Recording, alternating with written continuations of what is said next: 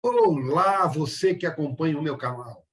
Antes da nossa entrevista de hoje, eu quero primeiro te agradecer por estar sempre aqui acompanhando o TV Saudade Entrevista. Agora, se você gostar do nosso trabalho, se você gostar da nossa entrevista, dá um like, faça um comentário, compartilhe as nossas entrevistas, faça perguntas, sim que é possível, eu vou responder. Se souber, eu respondo na hora, se não souber, eu vou buscar a resposta para te dar. E também se inscreva, porque se inscrevendo, você ajuda o canal a crescer, você ajuda a trazer melhor conteúdo para você e mais. Você recebe automaticamente a mensagem, a informação do novo conteúdo que acaba de chegar. Então, curte aí. Vamos agora à nossa próxima entrevista.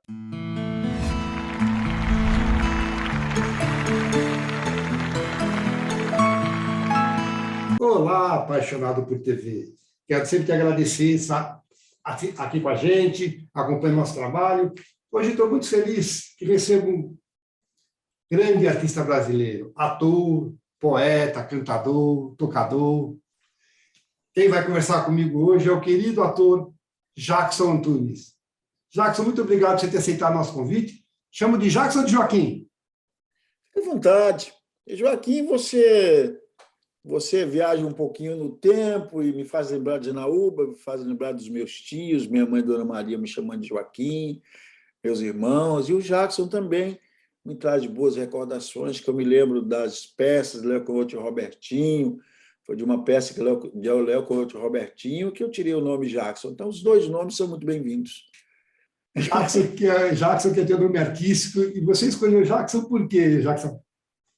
Jackson, porque Léo Couto e Robertinho foi fazer um drama na minha cidade. Eu vim do circo, né? E o drama tinha por nome Jacques o Matador. No bar da esquina, o Jacques foi chegando, já foi avistando o Kid no balcão. Achei bonito aquele nome.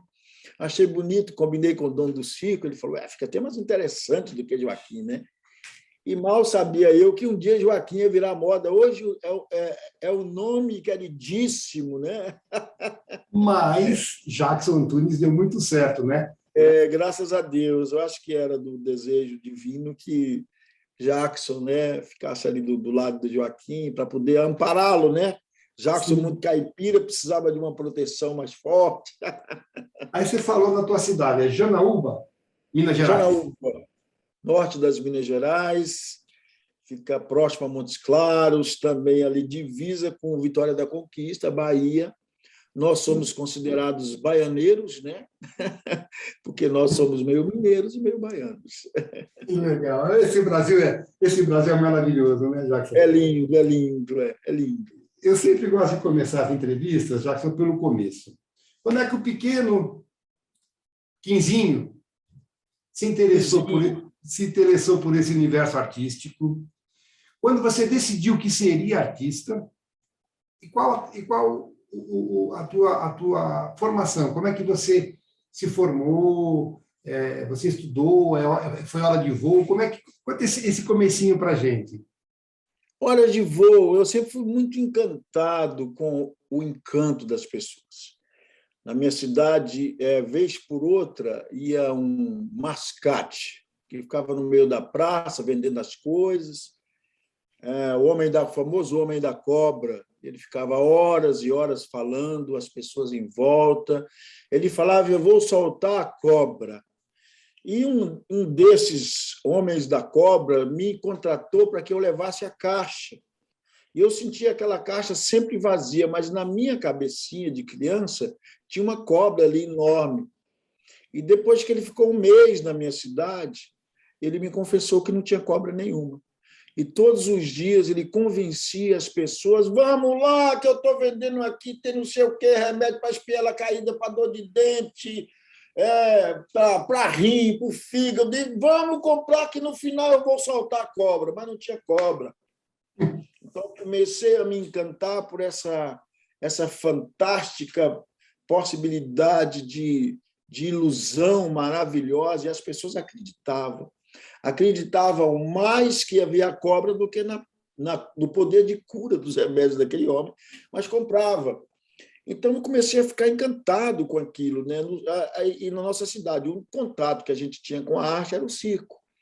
Então, eu tinha 5, 6 anos de idade, o circo chegou, eu ajudava a montar o circo, buscar serragem, e fui me apaixonando por aquele universo, até que naquela época, por ser criança, eu precisava de uma ordem do juiz de 30 dias, dada pelo juiz e tranquilamente aceita pelos meus pais. E eu viajava ali pelo norte de Minas, Espinosa, Montes Claros, Pirapora, com o circo. Vencia os 30 dias, eu voltava a buscar mais 30 dias. E com isso eu fui tomando gosto por aquilo. Eu sempre achei muito especial a ilusão, né? A gente acreditar que uma pessoa está contando uma história e acreditar nela. Eu sempre achei que o ator fosse um ser sagrado, sabe? Eu sempre acreditei que o ator fosse um ser sagrado. Nós tínhamos muito respeito pelo pessoal do circo. Nós tratávamos com uma certa veneração o pessoal do circo. Era uma coisa muito bonita. Eu queria participar daquilo. Eu sempre gostei muito de poesia. Eu me lembro que eu engraxava sapato de Janaúba e minha clientela era sempre muito fiel, e eu tinha mais clientes porque eu declamava poesias do seu Patativa do Assaré, do seu Zé da Luz. Então, eu era mais especial porque engraxava declamando seu Patativa do Assaré, às vezes Gonçalves Dias, Navio Negreiro, declamava também, decorava Lúcia. Na formosa estação da primavera, quando o mato se areia mais festivo e o vento campesino bebe ardente o agreste aroma da floresta virgem, e as pessoas ficavam encantadas com aquele Joaquim, filho de seu Zé e Dona Maria, que declamava as coisas bonitas, dizia: mas você tem uma cabeça extraordinária, como é que você decora isso? Eu falava: não, eu tenho facilidade para decorar porque eu amo. E eu nem sabia o que era ser ator, né? Eu sentia uma necessidade imensa de me expressar. Nunca gostei de nenhum tipo de violência, nunca gostei de nenhum tipo de ingratidão. E na minha cabecinha eu achava que, como artista, eu poderia ter uma bandeira maior, uma forma de falar contra as injustiças que eu via, dos trabalhadores do campo que não tinham nenhum valor, das pessoas, os fazendeiros que eram muito ricos, as pessoas eram muito ricas. A minha cidade era dividida em 2 classes, né? As que frequentavam o automóvel clube local e aquelas pessoas que não frequentavam. Então, eu e minha família, nós não frequentávamos o automóvel clube, a gente não era bem visto, né? Existia até o próprio cemitério, era dividido em condições sociais, a parte dos ricos e dos pobres. E eu, na minha cabeça, na cabecinha infantil, imaginava que, como artista, eu poderia, no palco, ou em algum lugar, ou na escrita, falar aquilo de alguma forma. Tanto que, aos 13 anos de idade, eu publiquei um primeiro livro chamado Jesus, o Devaneio, onde eu falava exatamente dessas coisas que eu não achava muito justa. Prosa ou poesia? Poesia e um pouco de prosa também. E um livro que foi prefaciado pelo meu grande mestre, jornalista Raimundo Brandão, que tinha o nosso semanário, o jornal Urutuba, que na época era linotipe ainda, né? Olha, linotipo. Linotipo, e eu montava aquilo, e eu comecei a trabalhar no jornal, que eu fui conversar com ele, eu falei: eu quero trabalhar no jornal do senhor, seu Raimundo, e quero também aprender essas coisas, montar essas letrinhas. Você foi tipógrafo? Eu fui tipógrafo do jornal Gurutuba. Então, Agora, aquilo tudo me como é que chamava o apaixonava. livro, Jackson? Como é que chamava o livro? Jesus, o Devaneio. E Porque as pessoas eram muito católicas na minha cidade. Eu achava que tinha um pouco de devaneio, porque parece que Deus só ajudava os ricos, enquanto os pobres morriam de fome. Mas os ricos compraram o livro também? Compraram o livro também. Era uma bobagem minha, que, na verdade, a gente, quando nasce na roça, tudo, você já viu que os poetas, mesmo seu Patativa, tem: seu doutor, eu vou contar que o sertanejo é melhor do que o senhor. E depois de muito tempo, eu cheguei à conclusão que todos são iguais diante dos olhos de Deus, que todos somos riquíssimos, que é a vida, que, na verdade, é que nos faz milionários. Exatamente. Você falou uma coisa aí que você achava o ator um ser sagrado. Eu não sei se o ator é um ser sagrado, mas o ofício do artista é sagrado, porque ele é capaz de transformar as pessoas, né? Eu acho o ofício do artista, seja ele da música, que a gente vai falar também, seja ele através da pintura, da escultura, qualquer tipo de manifestação artística, para mim, é sagrada porque transforma. Não sei se você concorda comigo. Perfeito, meu professor amado, meu amigo, concordo perfeitamente. E quando eu digo que o ator é sagrado, porque eu acho que sua arte tem que refletir também no seu comportamento aqui fora, sabe? Então, tem que ser uma pessoa sagrada.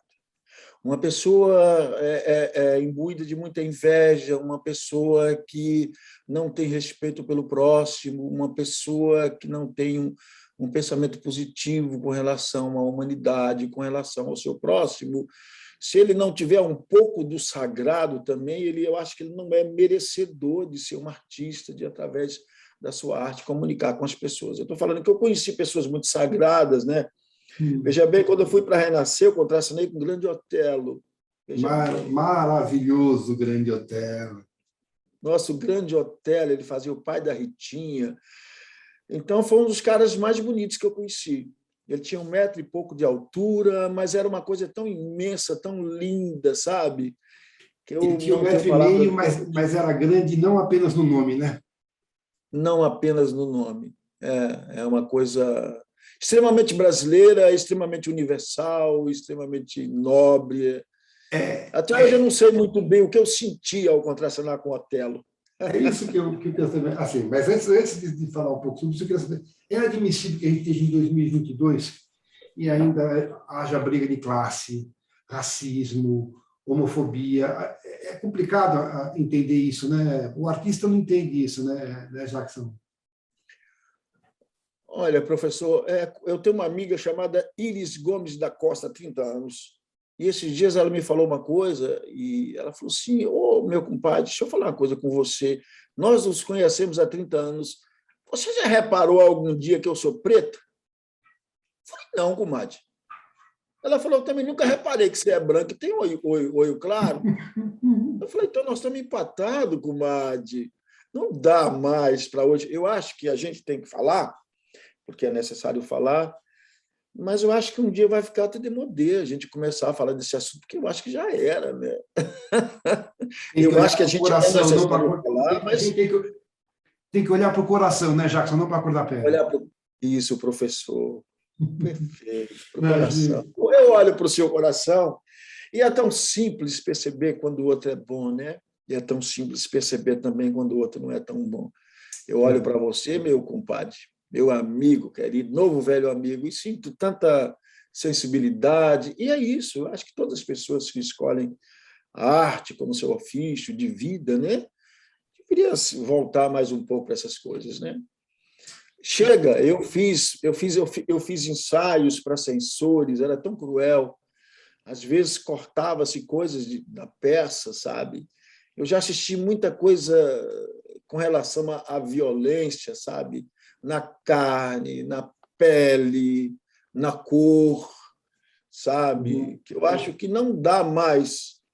A vida já tem motivos bastante para nos fazer sofrer. Que fique só neles. Que fique só neles, né? O dia a dia, viver não é fácil. Para quê? Pois é, pois é. E é tão bom quando você se relaciona bem com as pessoas, né? É tão bom. Mas é maravilhoso. As pessoas são encantadas, professor. O seu Guimarães Rosa me ensinou isso. As pessoas são maravilhosas. Eu acho que é uma arte também gostar de pessoas. E o gostar de pessoas é inerente ao que ela é, o que ela pensa. Eu vi tanta gente fazendo inimizade, famílias inteiras se destruindo em nome de ideais políticos. Eu acho que ideais são ideais. Eu tenho um pensamento, meu amigo tem outro. Isso que faz a vida interessante. Né? E eu acho que quando a gente pensa diferente, a gente tem que estar disposto a aprender um pouco com o outro, né? Enfim, é isso que eu acho. Agora, diz uma coisa. Você estava falando do ator, mas eu sei que o músico deve ser anterior ao autor. Eu acho que a música sempre fez parte do teu universo imaginário, fez não? Sim, na verdade, esse bigode aqui estava branco. Hoje eu pintei ele de preto e fiz umas luzes no cabelo. Porque quando eu cheguei na televisão, o pessoal dizia o Charles Bronson brasileiro. Realmente tem como diz minha mãe, minha mãezinha que está no céu, dizia, tem uma parecência com ele. Mas, na verdade, o bigode e o chapéu é homenagem a seu Tião Carreiro. Meu pai gostava de tocar umas coisinhas, o seu Tião Carreiro é norte mineiro, eu engraxava as botinas gomeira e o sapatinho preto que seu Tião Carreiro tinha. Seu Tião frequentava muito a casa do meu pai, com aquela voz grave, maravilhosa. Foi aí que eu queria ser seu Tião Carreiro. Eu queria ter aquela voz grave, parecida com a do seu Tião Carreiro. Tenho todos os discos, que eu não gosto muito desse negócio de Bluetooth. Eu tenho CDs de vinil do seu Tião Carreiro. Então, foi aí que entrou a minha paixão pela cantoria. A minha terra também, nós não temos berrante, o norte mineiro usa o aboio, então eu levava muito gado com meu pai, dali de Tocandira, para Janaúba, para Porteirinha, para Bahia. Então a gente parava nas comitivas, então tinha cantoria, tinha muitos aboios, muitas histórias, muita viola.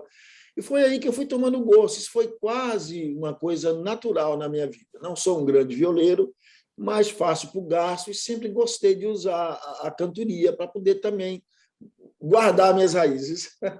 Aprendeu sozinho também, Jackson? Tudo na minha vida foi na marra, professor. Peito e na raça. Na marra e no amor, na pirraça, viu? Aí me diz uma coisa, esse encantamento com o circo, essa coisa de viajar com o circo, primeiro, quando é que você resolveu sair de Minas e tentar a sorte? No Rio, foi para o Rio? Você foi para o Rio, né? Primeiramente, eu vim para o Rio. Eu vim para o Rio com 13 anos de idade. Mais uma vez, pedi a ordem do juiz para ficar um mês, e eu queria fazer a escola do Jaime Barcelos. Grande Jaime Barcelos. Um grande, saudoso Jaime Barcelos. E eu vim para cá fazer a escola do Jaime Barcelos, fiz o teste, passei, ganhei uma bolsa. Eu sempre fui um ator muito intenso, aquele menino ingênuo, aquele menino tão simples, foi acolhido por todos nessa cidade de Rio de Janeiro, que naquele tempo já se falava em perigo, já se falava em que a cidade era perigosa. Eu fiquei um mês, depois voltava, pegava mais uma ordem do juiz e fiz 2 meses com o Jaime Barcelos. Depois eu me matriculei na Escola Martins Pena, onde o nosso saudoso José Vilke era professor. Eu me lembro dele lá, eu era menino. Tempos depois eu vim falar com ele, ele falou, eu realmente não me lembro, muita gente passou. Eu falei, mas eu me lembro. Então, foi assim a minha passagem pelo Rio. Mas teve uma certa vez que eu vi e fui assaltado. Eu tive que não tinha como voltar e eu dormi na praia durante um mês, praia de Copacabana. Não sei o que a gente acha dessa praia de Copacabana, porque Raimundo Fagner disse que já dormiu lá também, meu compadre Raimundo, outros colegas também. Não sei o que a gente acha, porque lá no Rio, essa praia, eu acho que é o Manuel Carlos que é culpado disso. Eu sei que eu também dormi nessa praia e fui muito bem acolhido pelo diretor Braz Chediak, que me chamou para fazer figuração no filme Alegro Desbum, de Martins Pena, que depois virou As Desgraças de uma Criança, e que me salvou e que conseguiu o dinheiro de volta para poder voltar para a minha terra, me munir de força, coragem, para depois voltar. Então, o teu ingresso na carreira profissional foi no filme do Braz Chediak. Na verdade, eu nem me considero aquilo como início profissional. Depois eu voltei para a minha terra e fui para Montes Claros. Aí sim eu estreiei profissionalmente com o grupo Tapuia, com um espetáculo monólogo chamado Seu Marido Sabe que Você Tem Outro Homem, do jornalista Reginaldo Silva, meu irmão querido, que está à direita de Deus Pai hoje, que foi um sucesso tremendo. Nós lotávamos o teatro, o Centro Cultural de Montes Claros, de segunda a domingo. De segunda a domingo. 300 pessoas no teatro. Eu sempre perguntava, como é que está aí? Está lotado? Aí o rapaz falava assim, está lotado, seu Jackson, a semana inteira está lotado. Olha, quando o teatro lotava a semana inteira, né, Jackson? Quando o teatro lotava a semana inteira. Depois, em Belo Horizonte, também eu tive a oportunidade de lotar de terça a domingo. Era o Teatro da Imprensa Oficial, tinha 600 lugares, novamente com um monólogo, e eu não era conhecido, então eu passava por aquela fila, levava quase 10 minutos para passar por aquela fila, entrar no teatro, e eu perguntava a mesma coisa, como é que está? Ele falava, está lotado, seu Jackson, o mês inteiro está lotado. E era lindo, porque todos os teatros estavam lotados, não, se fosse comédia, se fosse drama, não importava, o teatro estava sempre lotado. O teatro estava sempre lotado, as pessoas vestindo a sua melhor roupa, o seu melhor perfume, o seu melhor sorriso. Era um acontecimento do teatro, né? Casais de mãos dadas, era uma coisa linda, o respeito. Não tinha celular que tocava durante o espetáculo. Bom, então Era lindo, era muito bonito. Era um encontro, era um sacerdócio, era uma coisa linda, linda, linda, linda. Era muito bonito. Pois é. Eu quero falar dessa coisa de teatro, de público de teatro um pouco mais para frente, mas então teu ingresso na carreira profissional foi através do teatro, ainda no interior de Minas, depois você... Aí quando é que você voltou Ainda de no novo? interior de Minas, em Montes Quando é que você Claros. voltou de novo para o Grande Centro? Quando você voltou de novo para o Grande Centro, já buscava voos maiores? Não, nunca me passou pela cabeça fazer televisão. Eu posso te confidenciar, hoje que eu já passei de 60 anos, que eu tinha um certo, sabe, a gente sabe, uma certa ojeriza de televisão.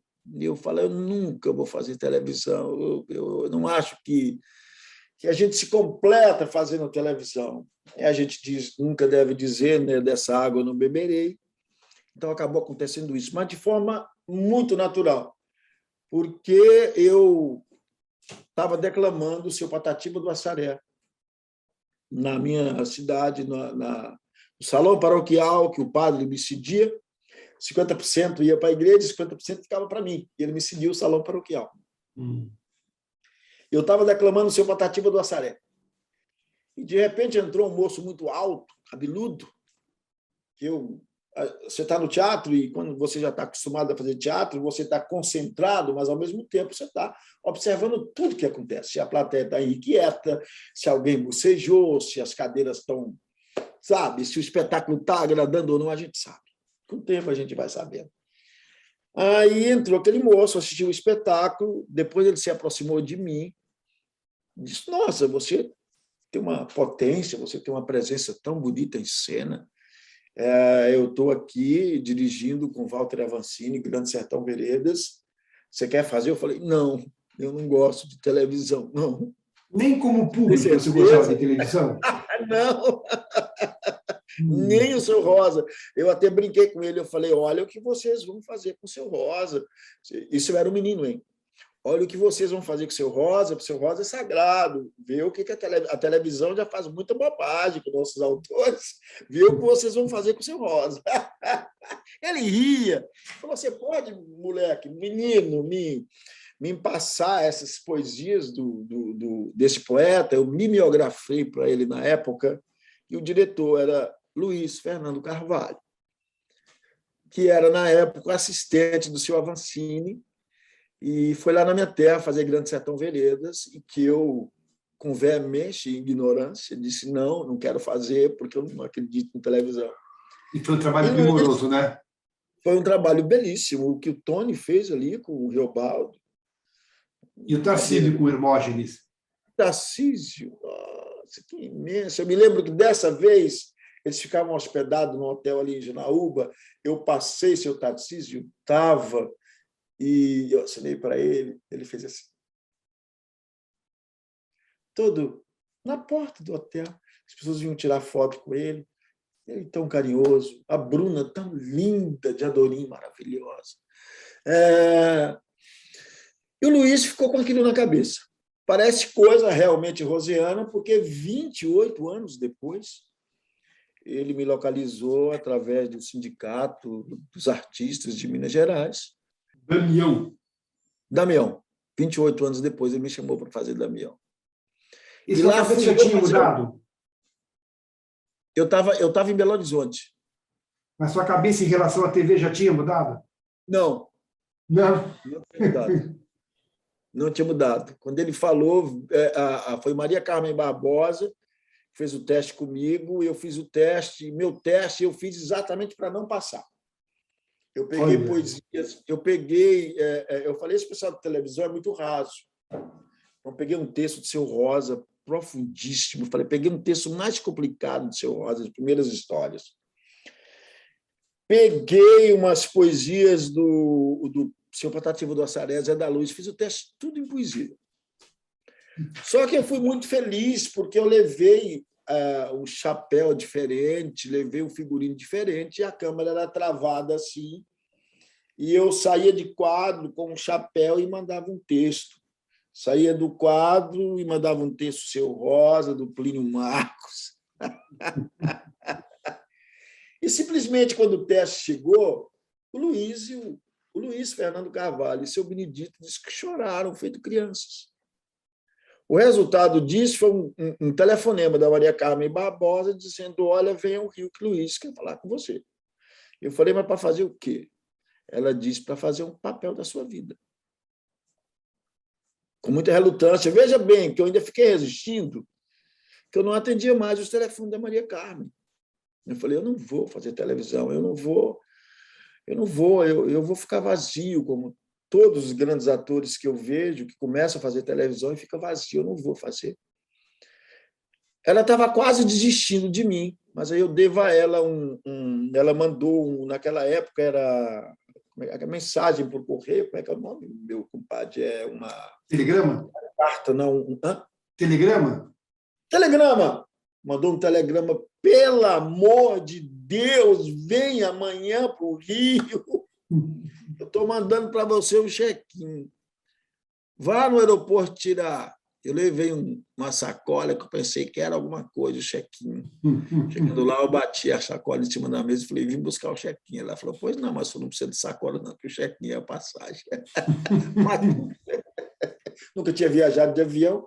Aí foi tudo primeira vez. Primeiro voo de avião, primeira vez numa emissora de televisão. E quando eu conheci o Luiz, mudou tudo. Porque ele disse, Caboclo, olha, gostei muito de você. Aí eu lembrei dele, falei, mas o senhor não modificou nada. Ele falou, você já modificou, né? Cresceu, está forte. E foi um encontro de almas. Aquele moço me acolheu muito bem, aquele moço me recebeu muito bem. Foi ali que eu tive realmente a primeira sensação de que a TV podia ter espaço para mim, sim. Deixa eu te perguntar uma coisa, Jackson. Você falou aí do preconceito em relação à televisão, que muitos atores de teatro têm. Quero saber, antes disso, você é de uma geração de atores, de artistas, em que os pais tinham preconceito com o artista, porque eu era vagabunda, ou era homossexual, ou era isso, ou era aquilo. Maconheiro. Você enfrentou esse tipo de preconceito na tua casa, quando você resolveu ir para o Rio de Janeiro? Claro, não só na minha casa, mas de toda a cidade. Eu era conhecido como vagabundo que não trabalhava, que gostava de fazer teatro. Mas você tinha foco? Sempre tive foco. Sempre tive foco. Para mim, não interessava em absoluta, apesar de sofrer, apesar de doer, uma pessoa dizer na sua frente, nossa, mas você, um tabaréu, um caboclo, seu pai é lavrador, sua mãe é dona de casa, você acha que você vai conseguir alguma coisa? Você fez só até o 4º ano primário, você não estudou. Mas eu falei, mas eu leio. Eu já li as 3 obras do Stanislavski, eu conheço Grotowski, eu conheço Shakespeare, eu conheço Boal, eu leio. Eu acho que a escola não fez o seu papel de me seduzir, por isso que eu não aguentei.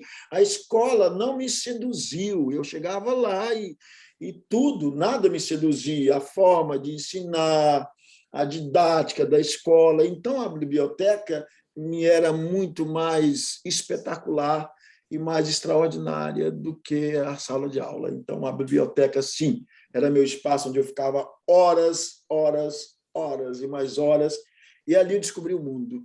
Na biblioteca da minha cidade, eu descobri grandes amigos, entre eles o maior de todos, que eu considero, que é o senhor Guimarães Rosa, que eu li com 10 anos de idade, Grande Sertão Veredas. Você falava desse pessoal para todo mundo que te cobrava, eles nem sabiam quem era, né? Não, não, eles não sabiam. Os estudados não sabiam, mas quem é Guimarães Rosa? Com esse nome, é mineiro? Eu falei, não, não é mineiro, não. Você tem irmão, Jackson? É mineiro de Codesburgo, aqui pertinho nosso, conterrâneo nosso. Você tem irmãos? Tenho. Ninguém foi ser artista? Você sabe que não, rapaz. Para minha felicidade, que às vezes eu fico pensando, né? O artista brasileiro é o seguinte: você sente orgulho todo dia de ser ator e, ao mesmo tempo, você sente vontade de parar. Porque não é fácil, né? Não é fácil. Eu acho que toda profissão é difícil. Mas a do ator, rapaz, é um sacerdócio dolorido. Meu filho, quando decidiu ser ator, eu falei, meu filho, você tem certeza? Perguntei uma primeira vez, Zé Vitor, ele disse, sim, pai. Eu perguntei outra vez, com muito amor, meu filho, você tem certeza que você quer ser ator? Ele disse sim. Eu falei, vou fazer a última e terceira vez, a mesma pergunta, meu filho, você quer ser ator? Quero, pai. Eu falei, então, vou te dar um abraço e dizer, meu filho, no início, as coisas são bem difíceis, mas depois piora mais. Mas depois, quando você tem amor, né, quando você sabe que não pode fazer uma outra coisa, eu sempre, quando você vai ficando, passando o tempo, você passa de 60 anos, as pessoas acham que você vai ficando mais sábio com relação à profissão e começa a te chamar para você fazer, conversar com a nova geração de atores. Eu sempre digo que você tem que estar verdadeiramente apaixonado, né? Porque não é uma tarefa fácil, não é uma tarefa fácil. E não é uma luta nem contra nenhum tipo de sistema. É uma luta com a pessoa mesma, porque o grande inimigo do artista é o ego. O ego o afasta de tudo. O ego o afasta do caminho certo, o ego o afasta de uma interpretação mais transparente, mais honesta, mais visceral, e o ego o afasta da realidade, que ele fica um artista chato, que não viria dar uma entrevista para você, porque não é a TV que ele queria, que quando uma pessoa pede para tirar uma foto e fala, mas o que você, não posso tirar a foto agora, ele começa a se achar melhor do que os outros, e a partir deste momento, a arte vai fugindo devagarinho e ele fica só ele e o seu ego. Aí é a morte. Eu sei bem disso, Jackson, porque eu enfrento algumas resistências. Mas, enfim, seus pais chegaram a ver você fazer sucesso, brilhar? Se meus familiares? Seu pai, sua mãe? Meu paizinho viu. Aquele chapéu de renascer e aquela jaqueta de couro era do meu pai. Com certeza tiveram muito orgulho, né? Meu pai ficou muito feliz. A primeira vez que eu voltei à minha cidade, depois de renascer, saí extremamente anônimo e desacreditado. Eu voltei depois à minha cidade, quando eu entrei dentro de casa, praticamente 15 mil pessoas estavam em volta da minha casa. Meu paizinho ficou muito revoltado, falou assim, mas o que foi que aconteceu, Joaquim? Esses fela da puta, quando você estava aqui passando dificuldade, ninguém te dava atenção. Agora que você está fazendo o Dimião lá, esses fela da puta, tá tudo aqui, foi pegar espingarda. Eu falei, calma, pai! Como é que foi para você lidar com essa popularidade repentina, Jackson? Incomodou? Tranquila, assustou um pouquinho, mas foi muito tranquila. Eu tinha 33 anos e todo aquele aprendizado que eu tive no circo, todas as dores, toda a miséria que foi compreendida como poesia, todo o aprendizado dos livros e toda a dificuldade, quando a gente consegue fazer com que as dificuldades, as dores e as carências não se transformem em revolta, nem frustração, elas vêm em forma de uma boa e ótima lição. Eu sabia e tinha perfeita consciência que aquele assédio todo era referente ao Damião da televisão. Eu fui conhecer o poder também que a televisão tinha, o alcance que a televisão tem até hoje, numa época em que a novela Renascer dava 70, 80 pontos de Ibope. Veja bem, eu estou falando de 60, 70 e 80 pontos até. A gente saía na rua naquela época e não encontrava as pessoas no ponto de táxi, porque elas estavam assistindo a novela. Era algo maravilhoso. Então, todo esse conhecimento, essa relação com a realidade, com o teatro, com o palco, eu acho que é com a simplicidade do meu pai, lavrador, com a religiosidade da minha mãe mineira, que me levou para ser batizado, ser crismado. Eu tenho mãe de leite, mãe de carrego, mãe de peito. Aqueles terços que mamãe rezava todas as noites, com todos os filhos ali, aquele respeito que, quando chegava uma pessoa estranha em casa, o menino tinha que ficar no quarto. Quando ia servir a mesa, nós nos servíamos por último, era pai, era os mais velhos, e depois os meninos se serviam. Quando chegava a hora de dormir, o pai falava, vai para a cama agora. A gente estava sem sono, mas tinha que ir. Então, todo aquele jeito doce e poético e duro que papai nos ensinava a viver, refletia tudo no homem já feito, de 33 anos, que tinha plena consciência que aquilo que eu estava fazendo era uma extensão de um trabalho muito popular, que é a televisão brasileira, e que eu tinha que tirar um partido daquilo para me enriquecer cada vez mais artisticamente. E esse moço que não acreditava na televisão, hoje tem 30 novelas no lombo. É isso que eu ia falar. Do Damião para cá, são praticamente 30 anos. Você não parou mais de trabalhar. Graças a Deus. O que eu quero saber de você é o seguinte, quando você foi fazer Renascer, você foi trabalhar com... Você falou do Grande Tela, mas tinha ali Estênio Garcia, tinha Antônio Fagundes, tinha Patrícia Pilar começando uma carreira. Pilar linda, linda. Isabel Filardes começando, linda, linda, linda. Tinha, bom, enfim, tinha uma série. Você sabia quem eram aquelas pessoas? Eles te receberam bem? Muito. Em primeiro lugar, porque eu já saí contratado, né? Eu não precisei de passar por um teste. Que maravilha, né? O teste que a Maria Carmen Barbosa fez comigo já tinha validado o meu nome. Então, eu fui recebido pelo Fagundes, porque eu já tinha saído da minha terra para assistir Fagundes no teatro, e depois eu tinha um autógrafo dele, foi o que confirmou. Eu falei, eu tive em tal dia, do teatro tal, que eu tive que pegar uma ordem do juiz para a gente assistir no palco. Foi o bastante para conquistar o coração do Fagundes. Eu sabia toda a história do Osmar Prado, que hoje é um dos grandes amigos que eu tenho. Eu sabia toda a história dele, porque as notícias também chegavam até Janaúba através dos livros. Então, eu sabia todos os espetáculos do Fagundes. Eu sabia que ele tinha feito um monólogo, né?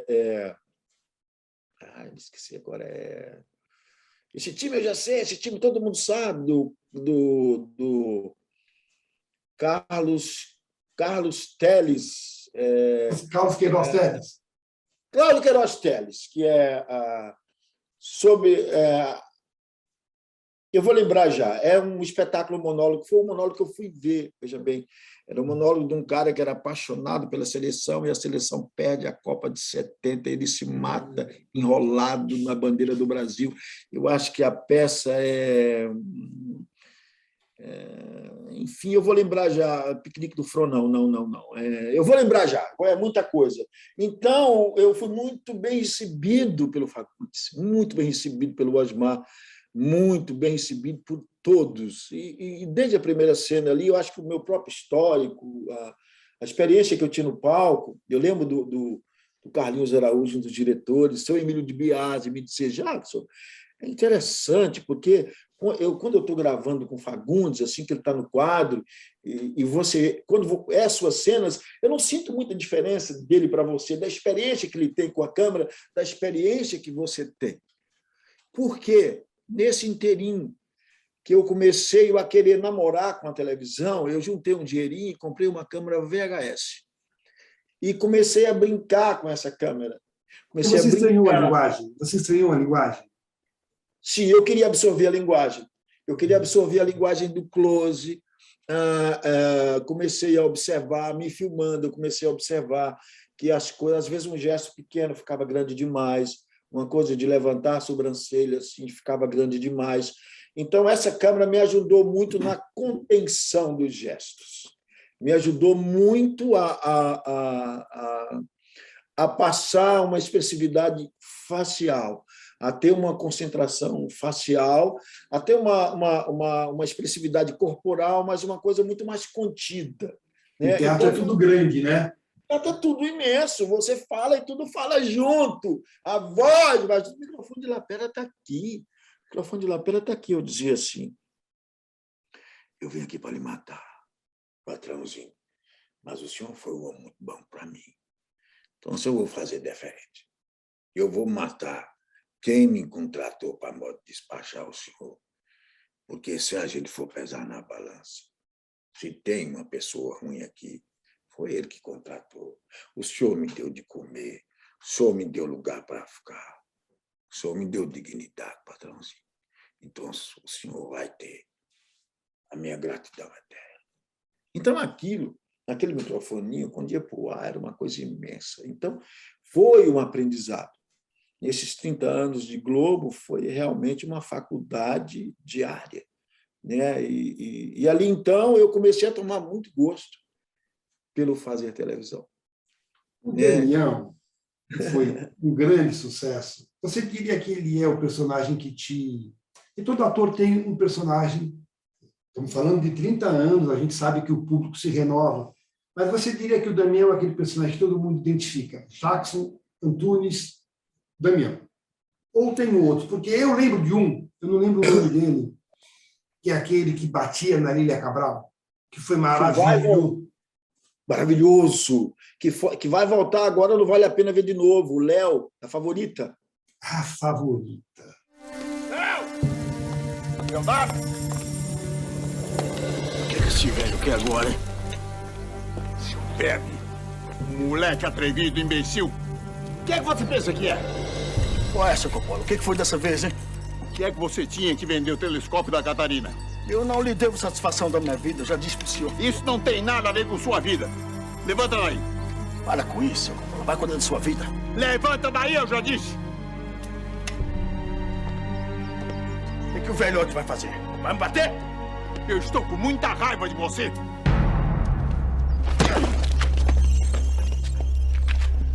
E agora eu vou quebrar. Vou quebrar esse velhote agora! Coisa nenhuma! Que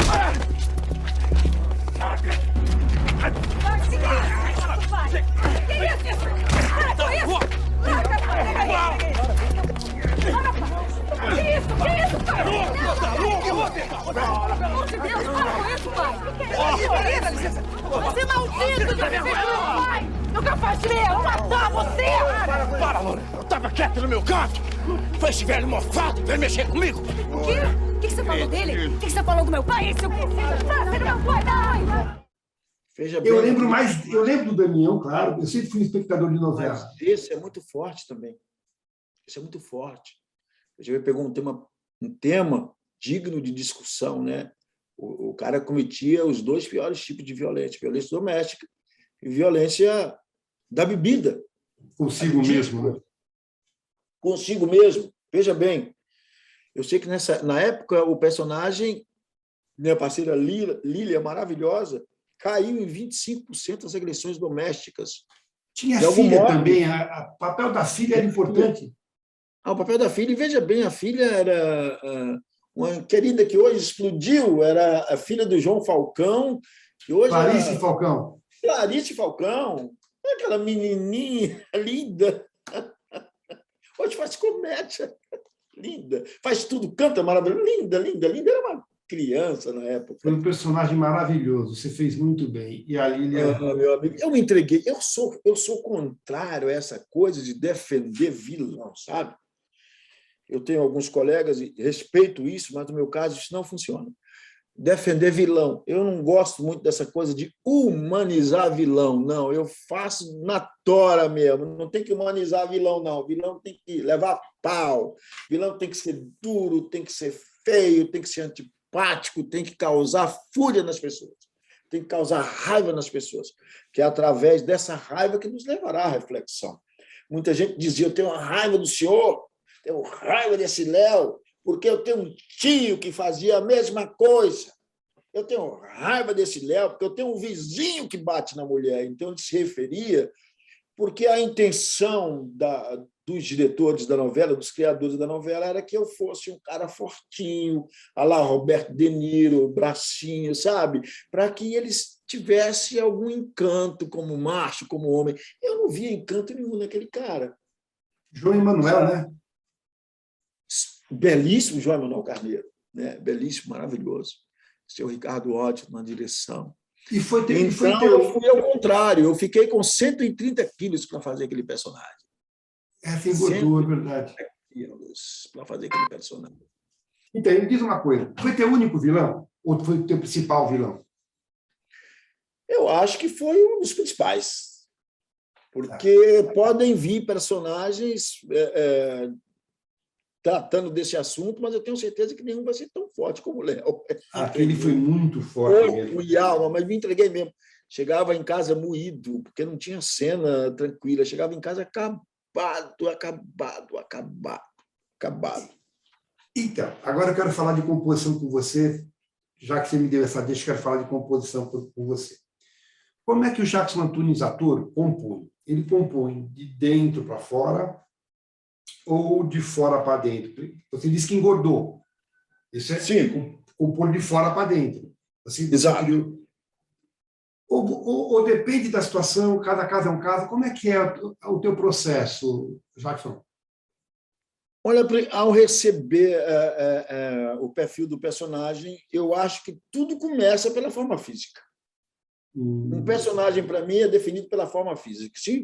Se meu compadre aí quiser pesquisar uma hora, aí você vai ver que o que define meus personagens é a forma física. Veja bem, o Regino do Rei do Gado tinha 73 quilos. O Valentim, do Memorial de Maria Moura, tinha 65 quilos. Era um cabo fortinho, porque era trapezista. O Damião já era mais, como era um trabalhador braçal, ele carecia de ter aquele físico. Terra Nostra, o antenor de Terra Nostra, era um capitão do mato aposentado. Vem.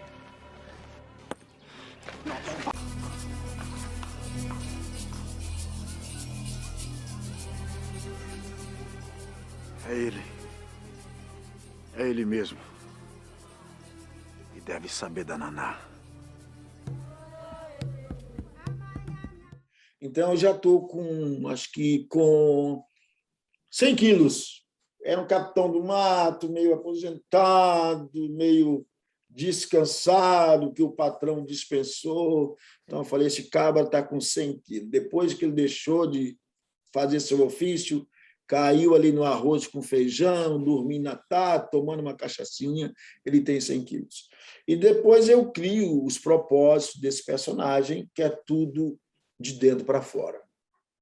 Tudo, para mim, tem que ser crível. Tudo tem que ser crível. Tudo tem que ser crível. Se eu fizer um personagem e o público não acreditar, não comprar a ideia, porque eu acho que o enquadramento pode ser lindo, né? A trilha sonora pode ser linda. Hoje em dia se faz muito, quase que 100% da novela com trilha sonora. Eu não gosto muito, não. Eu amo o silêncio. Eu gosto quando o ator respira, quando o ator pensa, quando o ator é a figura principal. Às vezes eu tenho a impressão que a trilha sonora está fazendo, sabe, ali um empurrãozinho para provocar emoção na gente. Eu acho que o ator de verdade, tem essa possibilidade de sem trilha sonora, sem preocupação com fundo, cor, ambiente. É lindo quantas cenas a gente, às vezes, assiste uma sequência de 20 minutos, né, com um ator. Aliás, minha grande inspiração é Osmar Prado. Se eu vou passando na sala e ouço a voz do Osmar Prado, que ator, mesmo que eu não queira, o corpo para ouvir. A televisão naturalista, ao longo do tempo, vem cada vez naturalizando mais as coisas, vem naturalizando mais as falas, e cada vez mais essa fala vai se tornar natural. E isso, de uma maneira geral, eu sinto falta de, sabe, uns 2 dBzinhos a mais na energia, na alma. O Stanislavski tem uma palavrinha bonita que ele coloca assim: só os mortos não sentem. Nós, seres humanos, sentimos. Se alguém me tocar aqui com um alfinete, eu vou sentir dor. O dente dói, a unha dói, a cabeça dói. As preocupações não nos deixam dormir. Por que um personagem não tem que ser da mesma forma? Sim, você falou de sensação física, aí você falou de não deixar dormir, eu falei, porque tem a dor do corpo e tem a dor da alma, que também são os vídeos que você entende. Essa sensação, os nossos olhos precisam de ver no personagem. Eu nem gosto muito quando as pessoas dizem: você está mentindo, você estava atuando, então estava atuando mal. Se a pessoa descobriu que é mentira, está atuando mal. Então, essa coisa de dentro para fora, de fora para dentro, eu quero te perguntar o seguinte: você diria para mim que você habita os personagens ou os personagens habitam em você? Eu acho que eu habito os personagens. Porque se eu deixar que eles me habitem, eles terão total controle sobre mim. Eu acho que o Louquinho, tão amável Louquinho, porque eu tenho tanta paixão pelos louquinhos que estão na rua, falando sozinho, maravilhosos, não se importando com nada. A cidade é deles, a rua é deles, a palavra é deles. Eles são habitados pelos personagens, pelos fantasmas do passado, pelas decepções. Então, ao habitar um personagem, a gente tem o controle dele. Está entendendo? Agora eu quero que você seja mais ponto, e agora eu quero que você parta, porque eu vou para casa descansar. Mas, então, exatamente nesse sentido, você convive com eles fora do set, fora do estúdio, fora do palco, eles te dão toques. Você está dirigindo teu carro, ou está tocando tua viola lá. Pô, esse cara podia fazer isso. Ô, Jackson, eu não falo assim, eu falo assim. Claro! Sim, mesmo porque nós, seres humanos, já somos naturalmente assim. Nós somos sempre 2 pessoas, né? A nossa grande batalha é com a gente mesmo. Nessa hora mesmo, meu cérebro está dizendo: poxa, mas será que você está dando? Será que você está falando coisas importantes? Eu falo: não estou, rapaz. Eu acho que eu estou dando o melhor de mim, mas, poxa, você podia fazer um raciocínio melhor. Calma aí, rapaz. Eu estou sendo sincero. Mas espera aí, que impressão. Não, meu amigo, eu estou com 62 anos, eu não estou muito preocupado com a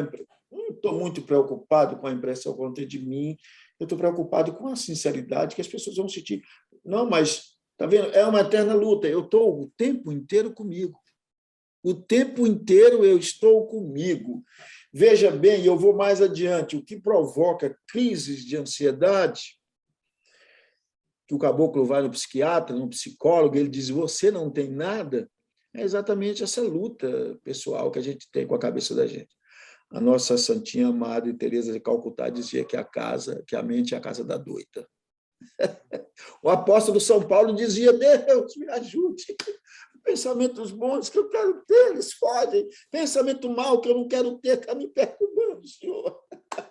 Então, isso também acontece com os personagens. O personagem me dá dica: não, Jackson, não é por aí. Não, eu não concordo muito com essa camisa que você está usando. Eu acho que essa camisa não tem os 2 bolsos, ou tem 2 bolsos. Eu acho que esse cara não anda tão apressado assim. Eu acho que ele ralenta mais nos passos. Claro que eu recebo dicas o tempo inteiro. Às vezes obedece e às vezes não. Às vezes não. É como eu fiz esse pequeno diálogo com minha mente aqui, que você viu que eu não concordo, porque a mente e os personagens são cruéis, são vilões terríveis. Meu amigo já deve ter experimentado isso.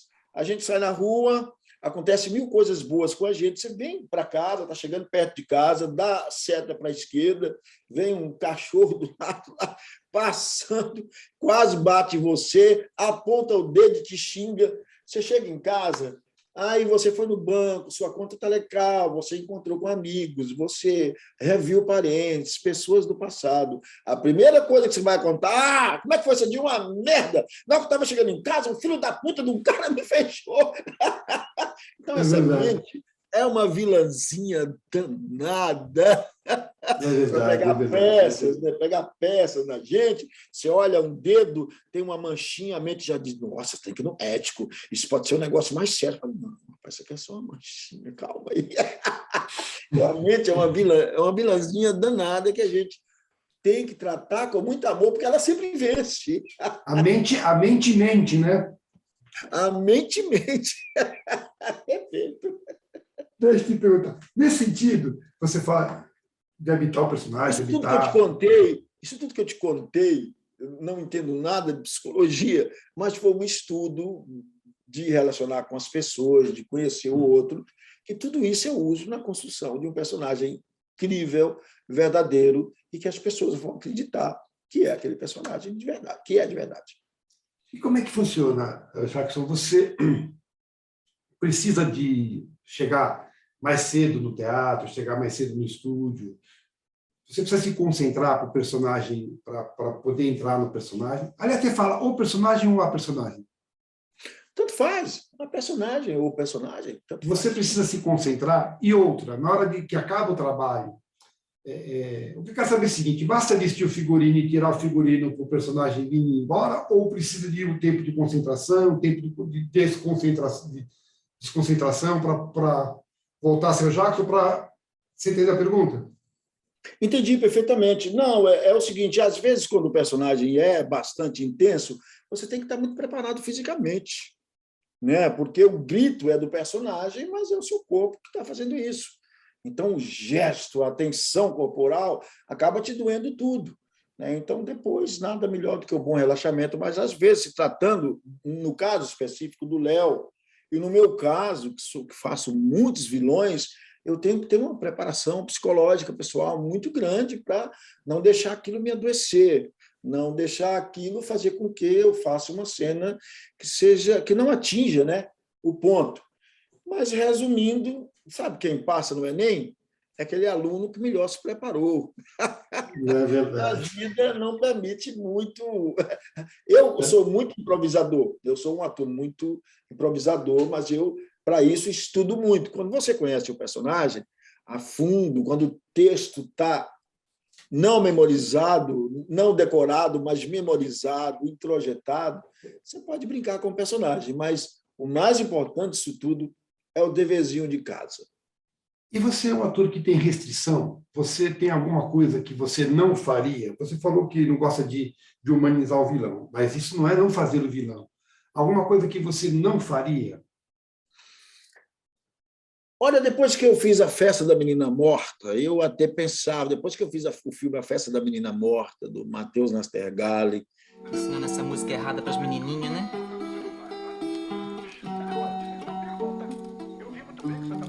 Vai dormir, pai.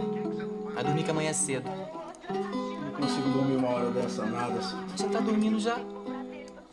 Vai, pai, vai, que eu nem consigo ouvir a novela com esse blém-blém no ouvido. Que blém-blém, Santinho. Eu tô modernizando a música da menina.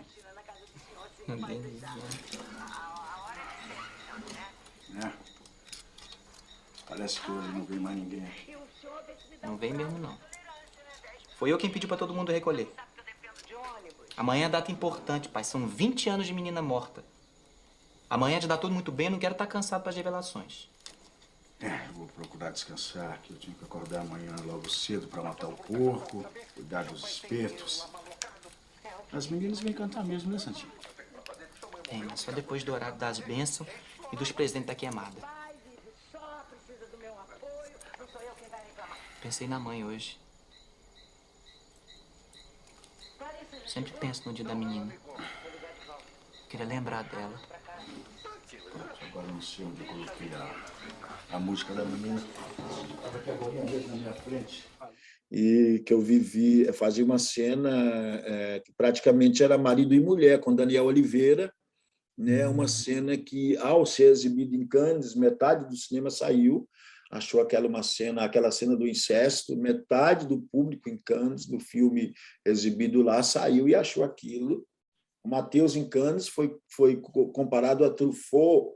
O filme ganhou prêmios no mundo inteiro, foi muito difícil fazer. Mas eu acho que o ator não pode ter preconceito. O ator, eu acredito, com toda certeza, não deve ser uma pessoa preconceituosa, nem com relação a fazer personagens, nem com relação à vida. Não pode, de jeito nenhum. Porque isso vai criar um trave, né, para seu crescimento como artista mesmo. Agora, o que é mais difícil para o Jackson Tunis, ator, construir? O personagem... Eu sei que todo ator gosta da desconstrução, mas o que é mais difícil? O mais desafiador? Quero que você discorra sobre isso. Aquele personagem completamente diferente, que vive um universo completamente diferente do seu, ou, ao contrário, aquele que mexe com dores que você tem, que cutuca as tuas feridas. Qual que é mais difícil, qual que é mais desafiador? Você já respondeu para mim, porque esse que cutuca feridas machuca demais. Por exemplo, se eu fizer um lavrador, eu vou voltar ao meu passado, lavrando a terra com meu pai, vou ter memórias do meu pai, da minha família, e vai doer muito. Mas, na recente novela que eu fiz o Duque de Caxias. Né? Um personagem que não tem nada a ver com o meu universo. Né? E foi maravilhoso também estudar, compreender aquele personagem. Né? E foi maravilhoso também. Mas teve dores terríveis também. Então, olha, nenhuma cena é fácil. Todas as cenas trazem dores. As cenas, então, mais idiotas, como é o homem se declarar para uma mulher que está apaixonado, é dificílimo, porque você já começa não acreditando, né? É uma cena romântica, é clichê, mas é muito difícil você, num quadro, olhar para uma mulher e dizer: eu te amo, estou apaixonado por você. Aí é muito difícil, porque é perigosíssimo. É perigosíssimo fazer bêbado. Toda cena é perigosa, inclusive uma cena que a gente não fale absolutamente nada. Quando a gente tem responsabilidade com quem está assistindo, toda cena é difícil. Nenhum personagem é pequeno, né? Nenhum personagem é pequeno. Eu costumo acreditar que as participações são maravilhosas, e através das participações que um ator, às vezes jovens atores dizem: puxa, tive uma oportunidade na novela tal, mas é uma participação. Faça com que essa participação seja o seu futuro. Essa participação é de ouro. Eu quero falar sobre participação com você, mas tem algumas coisas que eu quero saber antes. Quantas vezes já morreu? Seja no teatro, no cinema ou na televisão? Há muitas.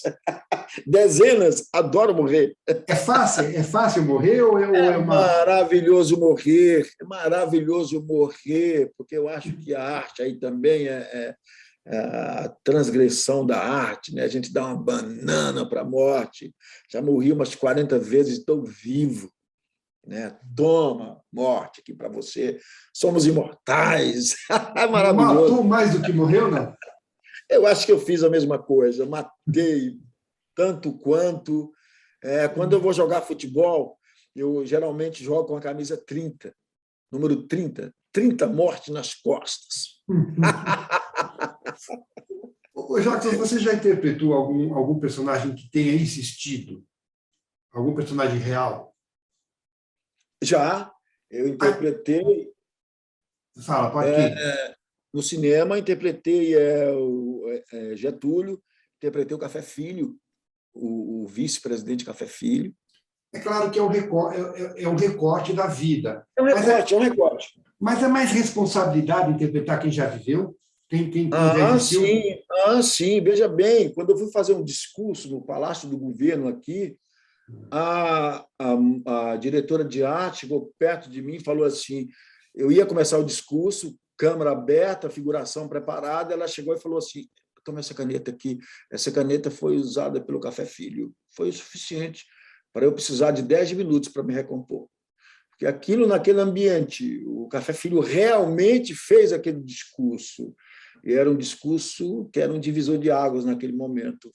E ela me deu a caneta que foi usada por Getúlio e eu travei. Precisei de 10 minutos para voltar e, mesmo assim, filmaram 3 vezes, porque eu fiquei com a voz embargada quando eu tive contato com a caneta que foi usada pelo Café Filho. Que barato, não? É. É a coisa do ser um ator intenso, né? É interessante. Você já fez algum remake? Já fez algum remake? Fiz Qual? Irmãos Coragem. Delegado Falcão. Delegado Diogo Falcão. Quem foi que fez na versão original? Encontrei com ele. Nosso amado, saudoso e maravilhoso Carlos Eduardo Dolabella. Ele falou comigo assim, fomos gravar juntos uma série. Ele falou assim, tive muito ciúme de você, cara. Porra! O caralho! E o pior que você fez bem pra caralho! Você não buscou referência nele? Você viu o trabalho dele? Eu vi, ele fez maravilhosamente bem, por isso que eu senti que foi um elogio, aquela raivinha encenada dele, sabe, aquele ciúminho encenado, que ele era querido, foi um ciúminho encenado, mas eu fiquei extremamente honrado. Agora, exatamente isso que eu queria saber, já fizeram algum remake de coisa que você fez? Ou mesmo no teatro, quando você foi substituído, tem ciúmes do personagem? Agora já dizem que vão fazer o remake de Renascer e Redugado. Eu vou ficar morrendo de ciúme de quem fizer o Damião e quem fizer o Regino. Mas bem ou mal, eu vou ficar com ciúmes. Que barato isso. Que barato. Eu vou ficar com ciúmes. Talvez eu passe até por ele, nem cumprimente.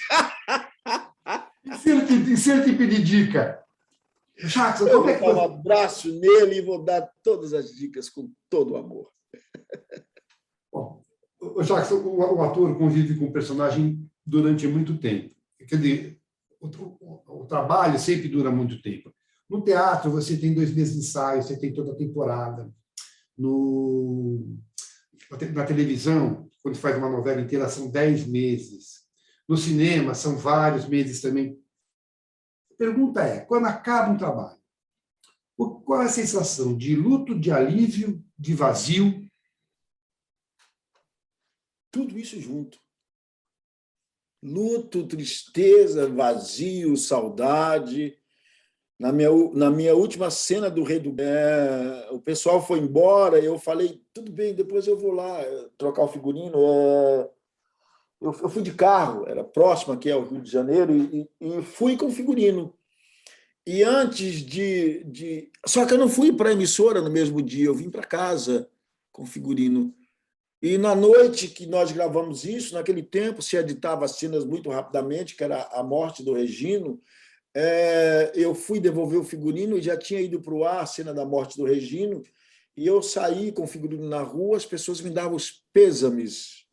Foi um vazio terrível, um vazio enorme, uma tristeza, uma saudade imensa, mas que logo é preenchida com uma nova proposta que vem. Quando você começa a trabalhar um outro personagem, aí aquela saudade sempre bate, mas vai ficando no lugarzinho que não machuca tanto.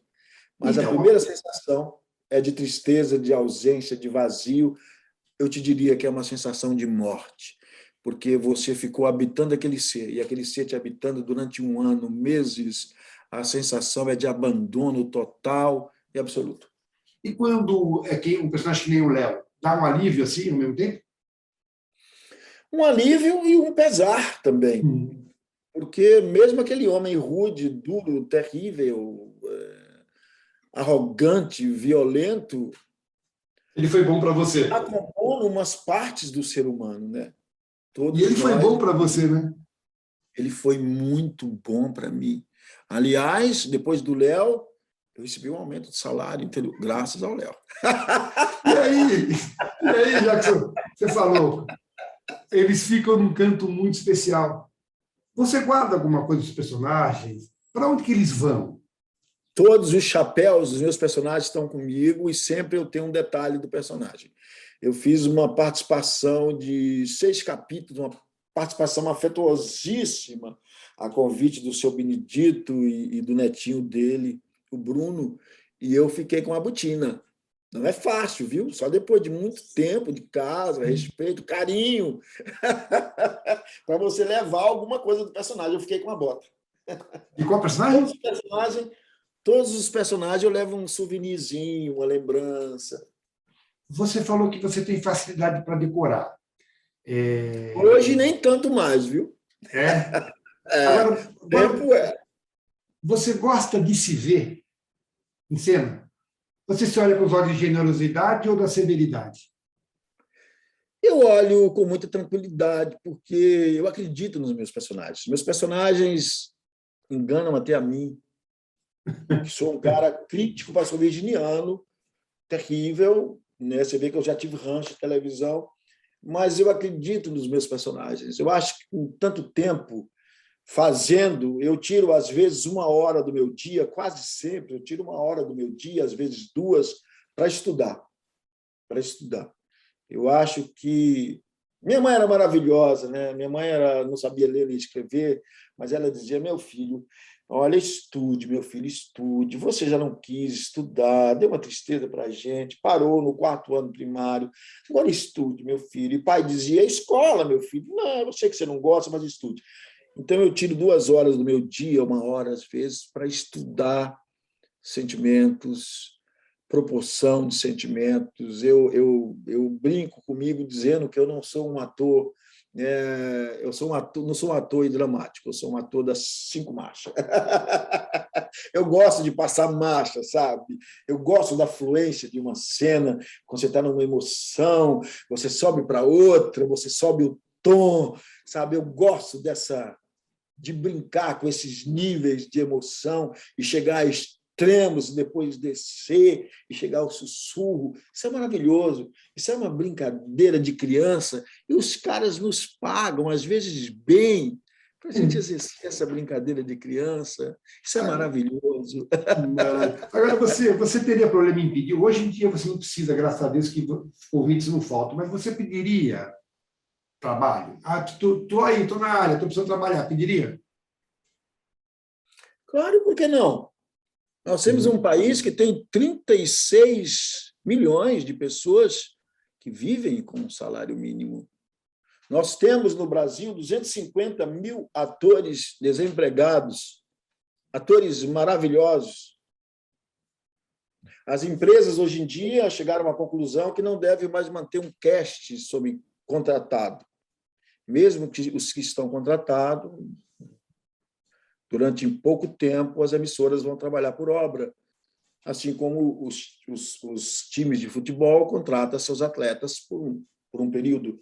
Não acho isso errado. Eu acho que eu sempre pedi trabalho. O Regino foi porque eu insisti com o Luiz Fernando. O Luiz Fernando cansou de mim. Jackson, não tem mais personagem, vai embora. Eu falei, Luiz, se você chamar outra pessoa para fazer o Regino, não vai dar certo. E o Caipira ainda é metido, né? Agora, nesse sentido, Jackson, já houve personagem que você se recusou, se arrependeu de recusar? E personagem que você se arrependeu de fazer? Eu nunca recusei um personagem. Às vezes, personagem de um dia... Olha o que aconteceu na novela Império. O personagem dono do bar lá, Geraldo, não, Império eu não tenho aqui. Império, o dono do bar do Império era o seu... Bom, eu vou lembrar o nome dele já. Esse personagem, eu ia fazer um dia só na novela. O nosso querido autor, o senhor Agnaldo Silva, me viu lá, eu estava com esse bigodão preto. Eu sei que estava no lançamento da novela... Manuel. Sou Manuel. O Papinha anunciou e Jackson Antunes numa participação especial. Eu sei que o autor levantou e aplaudiu e deu uma olhada. Eu falei, poxa, ele me olhou diferente. Será que ele vai me tirar esse papel? No outro dia, o seu Agnaldo Silva ligou para o diretor Papinha dizendo, eu vi o Jackson lá, eu não quero o Jackson para fazer uma participação na minha novela. Eu vou criar um personagem aqui especialmente para ele ficar a novela toda com a gente. Olha para você ver que coisa bonita. Mas isso tem relação com a minha conduta dentro da TV. Eu nunca dei trabalho, nunca cheguei fora do horário, nunca tive problema de relacionamento com meus colegas. Nunca ninguém falou isso de mim. Eu sou riso e felicidade plena e não é para fazer charminho nem personagem. Eu sou, antes de tudo, um cabra agradecido a Deus pela vida, pelo que Ele me deu, pelo que eu tenho, pelos meus filhos, pela minha esposa, pela saúde que eu tenho, pela saúde que eu perdi. Sabe, eu agradeço a Deus por tudo e tenho uma mania de abraçar pessoas. Ontem tive uma cena muito bonita, que depois de 30 anos eu encontrei com Isabel Filardes, que fez a Ritinha comigo, e ela chorando copiosamente, emocionada, e eu também extremamente emocionados. Nós demos um abraço de 30 anos atrás, sem que ela tivesse isso para falar de mim e eu dela. Mesmo sabendo que isso, né? Todos nós temos as nossas neuroses. Aí eu compreendi que eu sou milionário, porque eu acho que a riqueza de um homem é o seu passado, a sua história, a sua conduta, sabe? Concordo A com sua você ética. em gênero, número e grau. Sim, Concordo com você. eu acho que essa é a riqueza, sabe? Acho que essa é a riqueza de um ser humano. Então, isso me deixa muito feliz. Estudando aqui teu currículo e vi um outro remake que você fez, que foi a Escravizaura na Record. Escravizaura na Record, veja bem que maravilha, veja bem. Deus há de nos ajudar. Nós vamos descobrir alguma pista. A situação da minha filha está muito complicada. Quanto mais o tempo passa, mais difícil vai ser descobrir quem é o assassino. Não se desespere, meu amor. Nós vamos conseguir provar que Isaura é inocente. Qual, Tomásia? O calhorda que matou o Leôncio planejou o crime muito bem ou teve muita sorte? É verdade. Até uma inocente foi presa em flagrante. Ah, coitada da minha filha.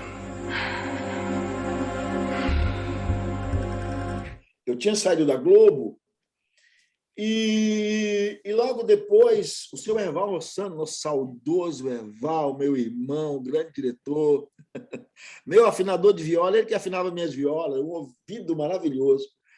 Em Cebolão, em Mi, ele me falou: Jackson, você está na Globo? Eu falei: não, meu contrato venceu e eu não estou na Globo. Ele falou assim: então é o seguinte, eu estou aqui na Record, começando um trabalho, evidentemente que a gente não vai competir com a Globo, que a Globo é imensa, mas eu te garanto que nós vamos dar umas fisgadas no Ibope. Lá você fez o Miguel dos Anjos e o Anselmo Vaz. Isso, o pai da escrava, inclusive, com uma canção cantada por mim, Jardim da Fantasia, do Paulinho Pedra Azul, interpretada por mim.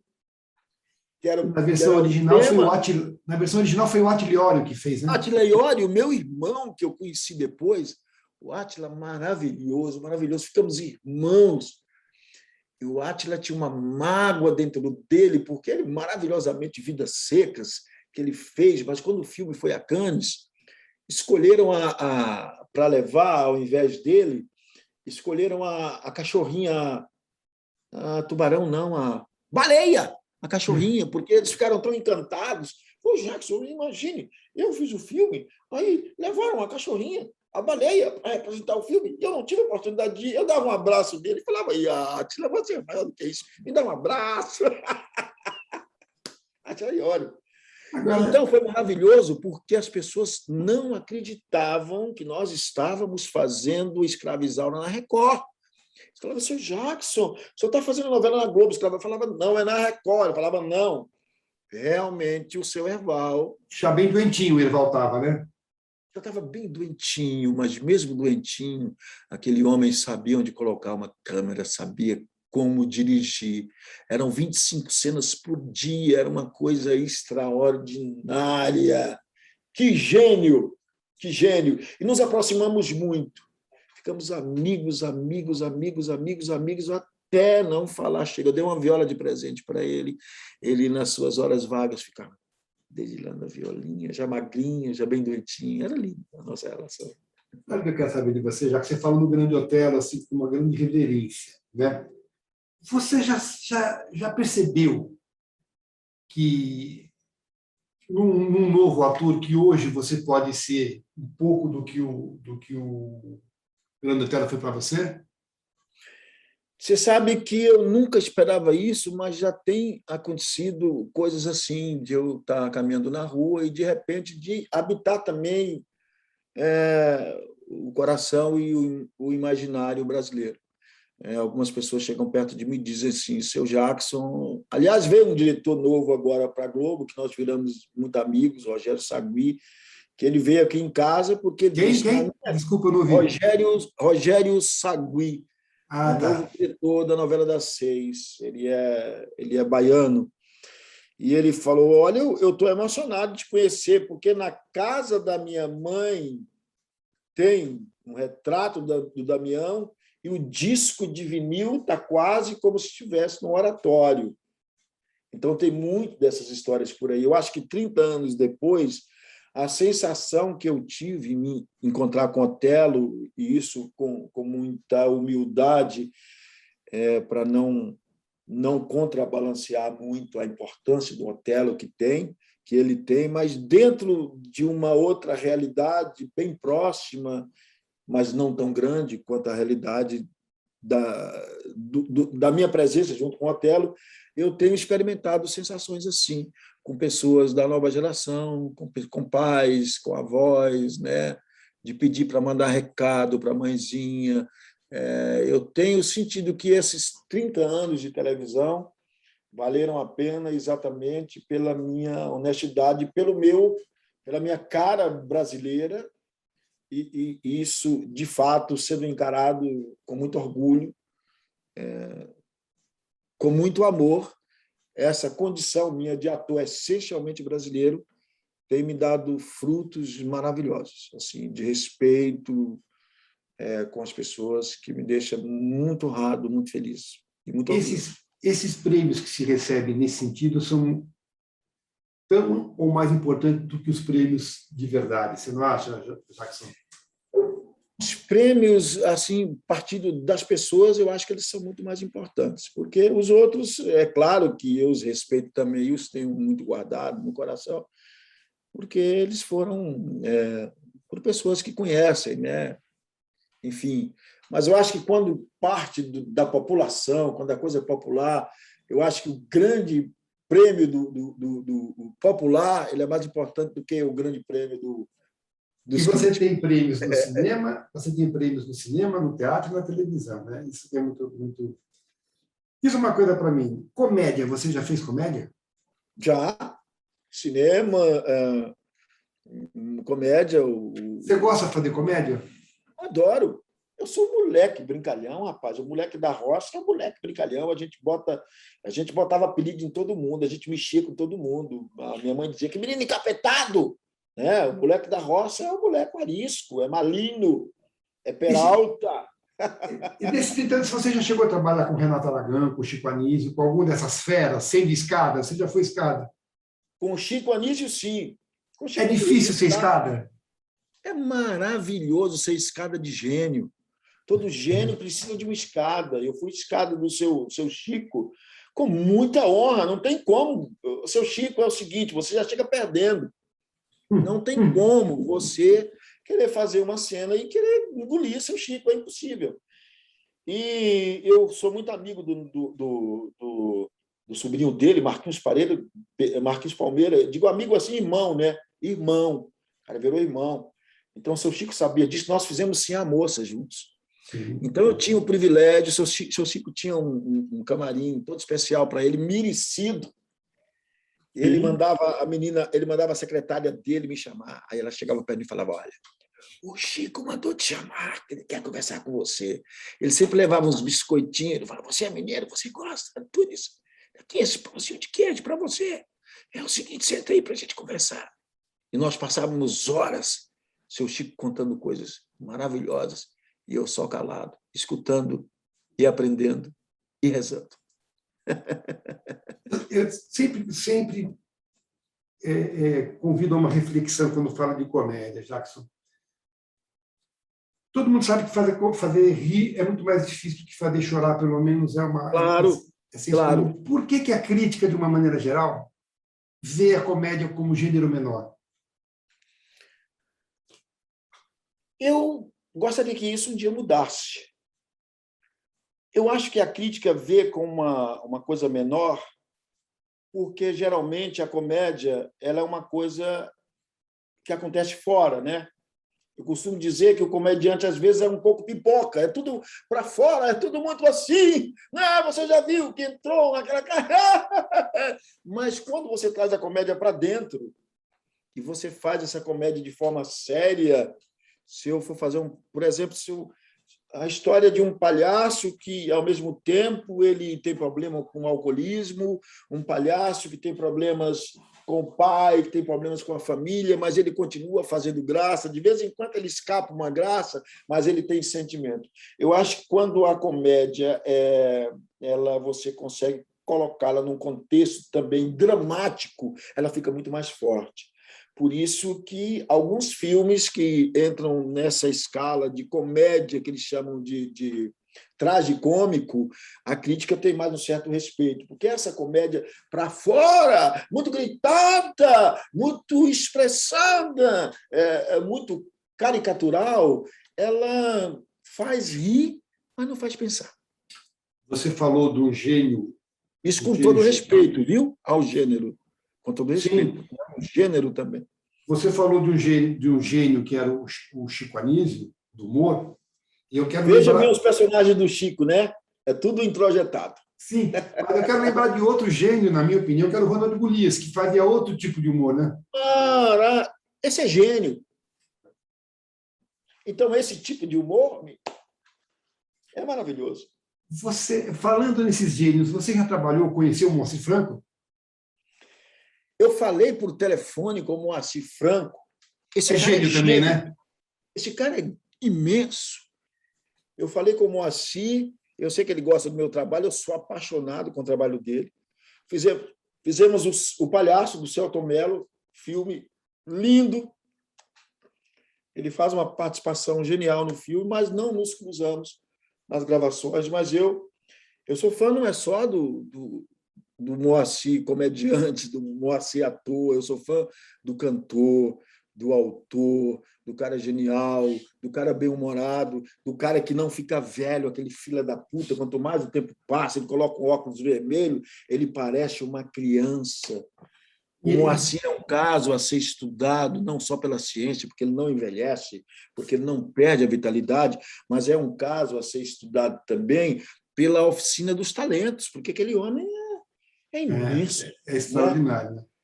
É um imenso. Para mim, uma das vozes mais lindas da música brasileira é do Moacir.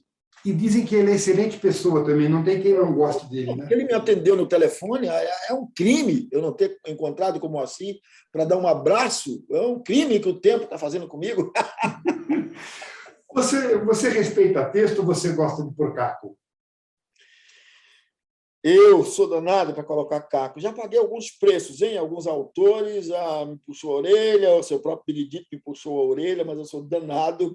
Eu sou muito criativo e não tenho medo.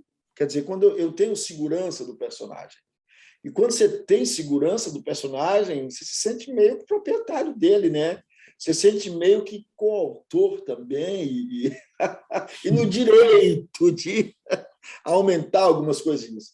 Alguns autores, como a dona Glória Pérez, adora isso, mas o seu Valci Carrasco detesta.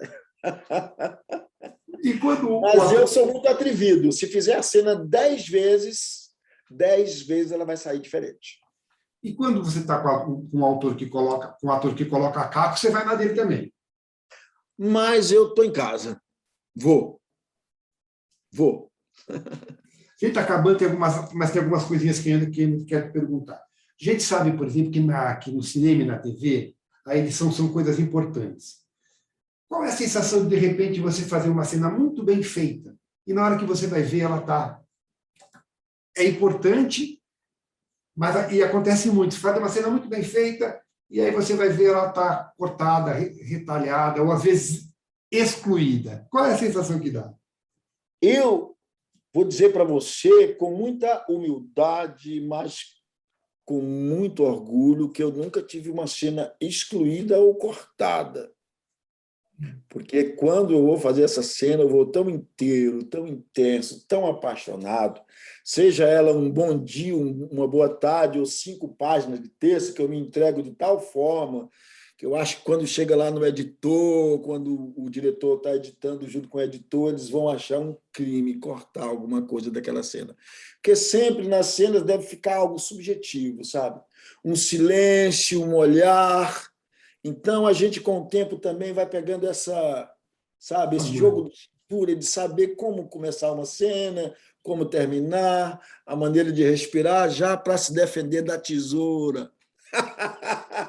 Você falou para mim, Jackson, que você é muito emocionado, que você se emociona em si. Eu quero saber de você se são emoções diferentes ao ler uma cena, se é preciso se emocionar para fazer uma cena e depois a cena pronta. São emoções diferentes ou elas moram mais ou menos na mesma... Elas têm a mesma sintonia?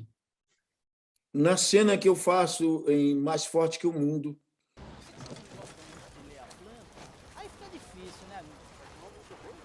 Dá licença. Bom dia. Ô, seu Zé, tudo bem? Tudo bem, graças Tudo a Deus. bom?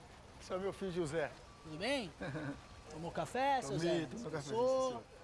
Seu Zé, eu tô com uma dúvida aqui na execução do projeto. O senhor tem a última planta atualizada? Vamos até a obra, o senhor me mostra direito isso aqui, vai. Vamos lá. Sim, senhor.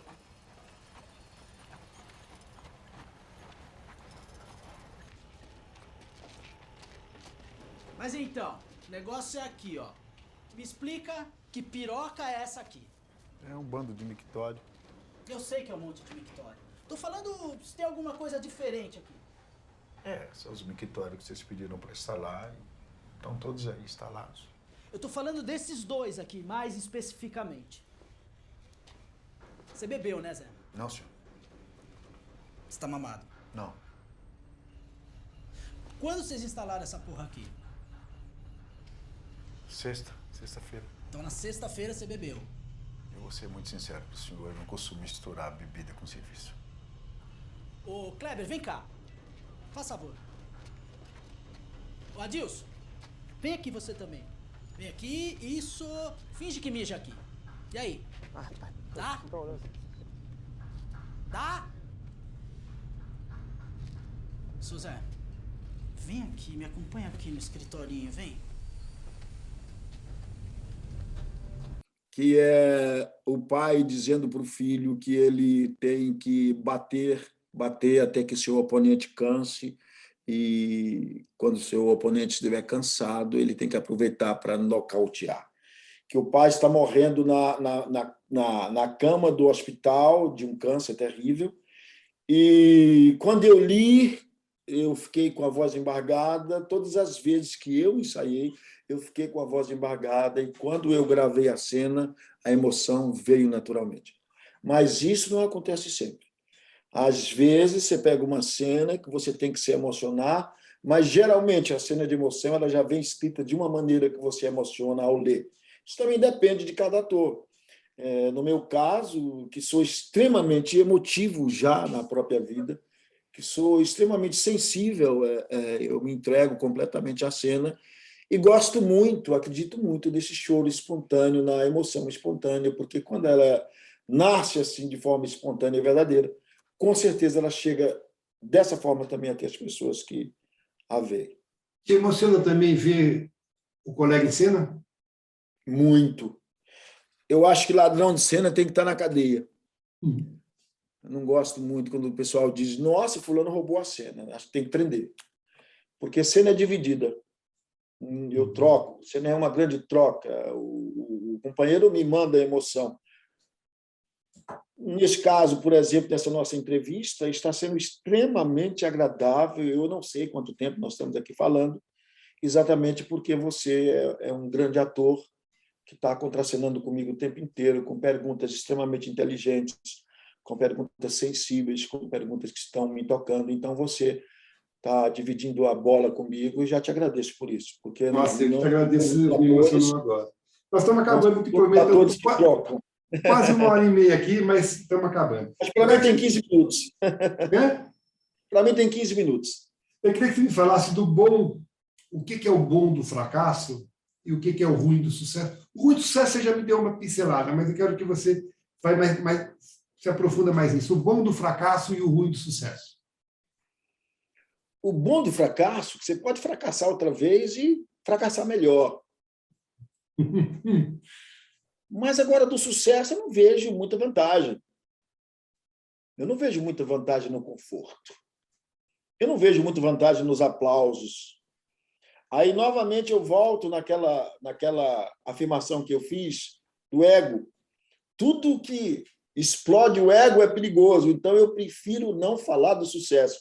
Eu acho o fracasso necessário. Legal. Bom, a gente falou que você fez a Escravizaura na Record, e eu queria te fazer uma pergunta seguinte. A Globo, durante muitos anos, foi hegemônica. E eu acho que a hegemonia ela é ruim até para quem é hegemônico. A Record agora está com uma indústria de novela muito interessante, com as novelas bíblicas. Interessantíssima. O Gênesis deu emprego para 450 atores. Como é que você vê essa abertura de mercado, Jackson? Veja bem, quando o seu Herval fez Escrava Isaura, que eu cheguei na Record, não tinha cadeira para sentar no escritório dele, eu sentei num caixote de maçã. Então, olhar para trás e saber que essa história da teledramaturgia começou ali, com o seu Herval, com a Escrava Isaura, e que hoje tem atores contratados e as novelas fazendo sucesso, e é uma emissora imensa, só me deixa feliz. Saber que a Amazon já pensa em produzir teledramaturgia, saber que já correm os boatos que a Band também vai fazer teledramaturgia. O SBT, bem ou mal, faz também, né? Que não importa. A Globo não deve ter começado muito bem. Hoje faz novela bem. Sim, faz. Não importa. Isso sem falar na HBO. Está lá o seu Silvio de Abreu. Né? Então, um homem que entende profundamente de televisão. Então, eu acho que o painel que se desenha à frente de atores, diretores, cenógrafos, autores, contra-regras, enfim, todos os nossos profissionais da área, é um quadro maravilhoso de esperança e vem quebrar Hoje, quando a telenovela Pantanal é exibida, que não chega a atingir 40, 45 pontos, é porque uma parte vai para a Record, uma parte vai para o SBT, uma parte vai para a Band, uma parte vai para outros canais. Então, é isso, e vamos nos acostumando com isso. Agora, para frente, é assim. Na minha opinião, a Globo é, assim, não tem o que falar, produz novelas como ninguém, respeitadas no mundo inteiro, né? Mas a Record também já aprendeu a fazer televisão. As novelas da Record já passam a ser respeitadas e compradas no mundo inteiro. Agora, você acredita que esse gênero, do jeito que ele tem vida longa, ou a novela vai passar por uma transformação de encurtamento? O que você acha? Eu acho que é natural passar por uma coisa de encurtamento, talvez. Não muito, né? Eu acho que a novela que eu fiz, nos tempos do Imperador, teve 156 capítulos. Pelo fato de nós termos no Brasil 100% da população que não tem acesso à internet. Minhas irmãs, parte dos meus tios lá no sertão, não tem acesso à internet. Então, queiramos ou não, a novela ainda vai perdurar por muito tempo, porque esse 100% da população que não tem acesso à internet não vai ter acesso tão cedo. Isso não estou falando dos próximos 20, 30 anos. Infelizmente, eu gostaria de dizer, caramba, daqui 5 anos todo o Brasil vai ter acesso à banda larga e todo mundo vai poder ter Netflix em casa, vai poder ter HBO+, vai poder ter uma seleção de filmes de boas... Né, vai poder, caramba, seria maravilhoso, mas infelizmente essa não é a realidade do Brasil. A gente entrar no trechinho final da entrevista, quero que você fale um pouco cantador do poeta. Você gravou disco, você compõe suas músicas, você tira de ouvido, moda de viola e sertanejo raiz. Você toca outras coisas. Me fala minhas pouco. coisas. Eu gravei um disco com o Tião do Carro, o baluarte da viola, que nos deixou, hoje é saudade, mas que tocou em todos os discos, quase todos os discos, o seu Tião Carreiro. Fizemos um disco chamado Jeitão Caipira. O disco é respeitado pela crítica na internet. Você já não acha tão fácil, porque foi feito somente 1000 discos. Fiz um outro disco registrando a obra do Theo Azevedo, que é um homem da cultura popular da minha terra, um grande ídolo e referência, aboiador. Entrou para o Guinness agora como o homem que mais produziu discos do mundo. E é um cara sensacional. Então, fiz um disco cantando as canções dele. E temos um projeto juntos agora de gravar um trabalho com a obra do Grande Sertão Veredas. Musicando o Grande Sertão Veredas, do seu Guimarães Rosa. Tem um projeto assim. Então, a música, para mim, é isso. A relação minha com a música é o sertão. É o sertão. Você já fez Rolando Boldrin? Seu Rolando Boldrin é outra pessoa que eu tenho uma admiração imensa por ele.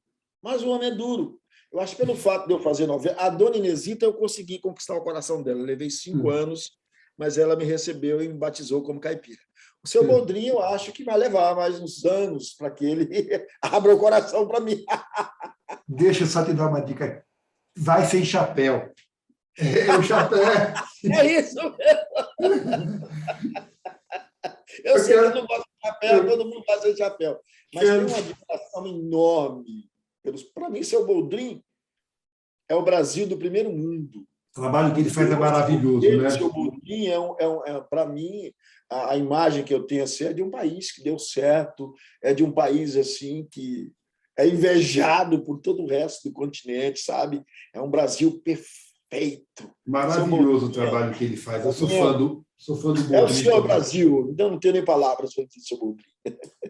Jackson, se contar lá que você começou com 13 anos, são quase 40 anos de história como ator. Comecei com 10. Comecei com 10 no circo.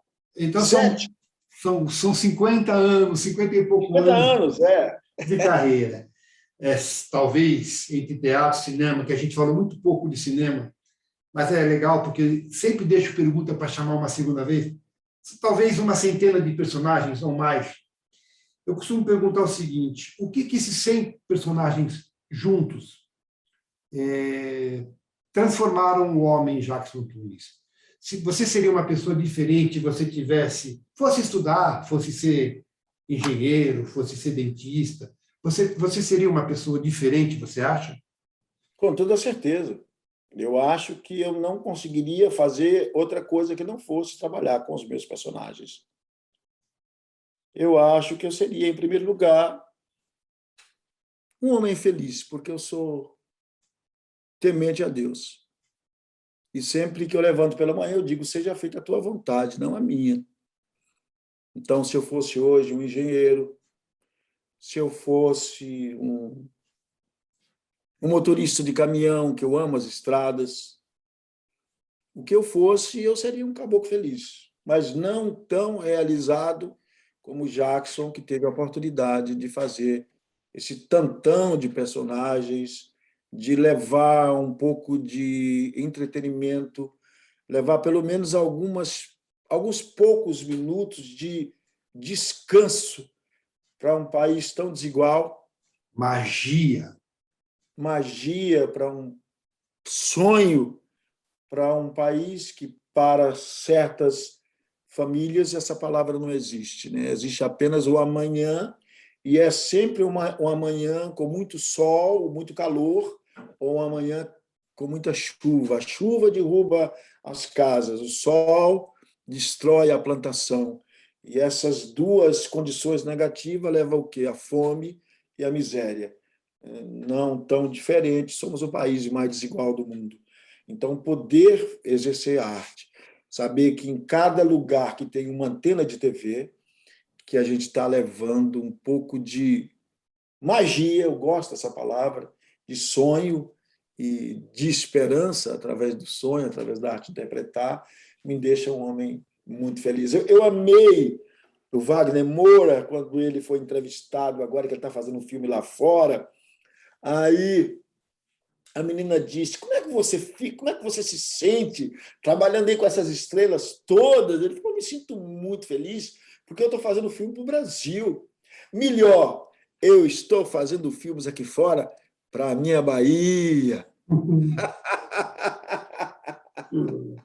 Jackson, para terminar, vou te fazer uma pergunta, mas antes eu quero dizer o seguinte.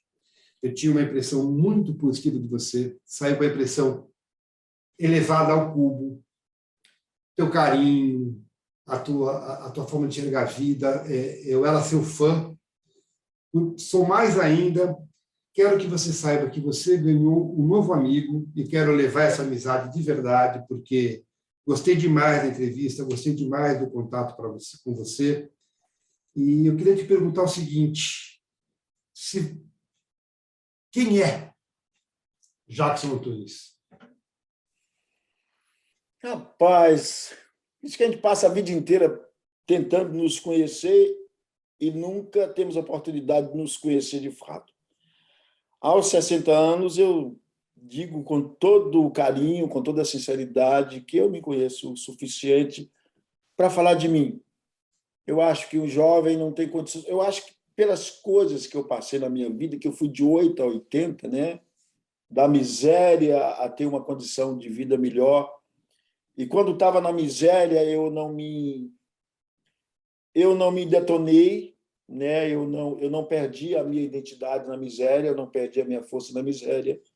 E quando eu tive uma condição melhor, de estar bem melhor, isso inclusive com dinheiro, eu também não me frustrei, nem fui indigno em nenhum momento. Quem estava comigo lá nos momentos difíceis foi Deus, e quem estava ao meu lado nos momentos bons, nos momentos agradáveis também foi Deus. Então, a palavra disso tudo é Deus. Eu não sei o que seria de mim, profissional, nem no pessoal, se eu não tivesse essa relação tão estreita, tão direta e tão verdadeira com Deus. Então, eu acho que é isso. Joaquim é um cara brasileiro que acredita no Brasil e que reza todos os dias para que a gente tenha uma educação melhor para os nossos filhos, e no meu caso específico, já pensando nos netos. Eu quero e acredito em Deus que futuramente tenhamos um país mais justo para todos nós.